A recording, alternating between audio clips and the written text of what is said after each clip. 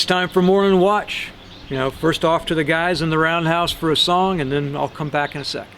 As I went down in the river to pray, studying about that good old way, and who shall wear the starry crown? Good Lord, show me the way. Oh, sisters, let's go down, come on down. Oh, sisters, let's go down in the river to pray. As I went down in the river to pray, studying about that good old way, and who shall wear the golden crown? Good Lord, show me the way.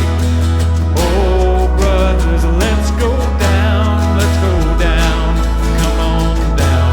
Oh, brothers, let's go down in the river to pray. Today's story is about two rivers. There's nothing bad can come from having stories about rivers, right? And fishing, if you add to fishing in.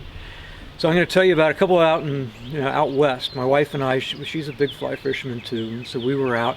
The first one I want to tell you about is called the Big Thompson. It's in Colorado, near Estes Park.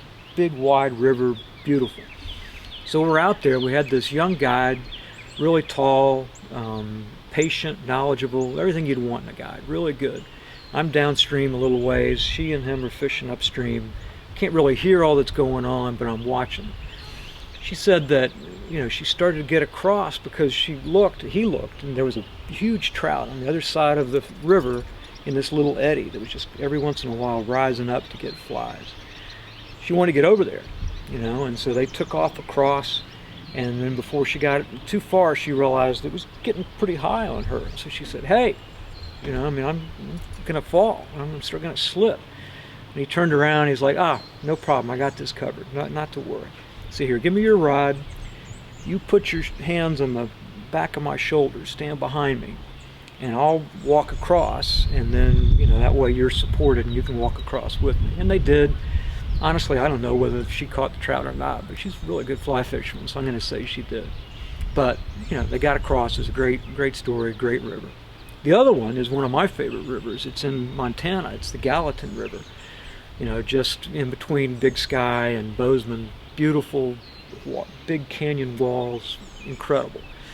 And we were there with another guide, and we were going upstream. Again, saw something on the other side of the river we wanted to get to, and it was time to cross. And he said, "All right, I know how to do this. We got this covered." He said, "Chuck, you go first. Reach back and hold my hand. I'll get in the middle, and then Kathy, you go last and you reach up and hold mine." So the three of us, holding hands, made our way across the river. And it was pretty strong. It was spring, a lot of really good current, but we got across. Fishing was great on the other side. Really good day. Here's the deal. All of us in our lives are going to have many rivers to cross. Some of them are going to be epic. It's going to be like being at Rockmont and watching the mist rise off the lake in the morning. It's just going to be phenomenal. And then there are going to be others, frankly, that aren't so good. They're going to be, big and muddy. Sometimes they're going to be scary, but you still got to get across them anyway. But in those two stories, I think there's some lessons that we can use as we face those rivers. In the first one, think of that tall guy, and think of that that's the way Jesus' love supports us. All he said was, just put your hands on my shoulders and I'll guide you across. I'll show you the path.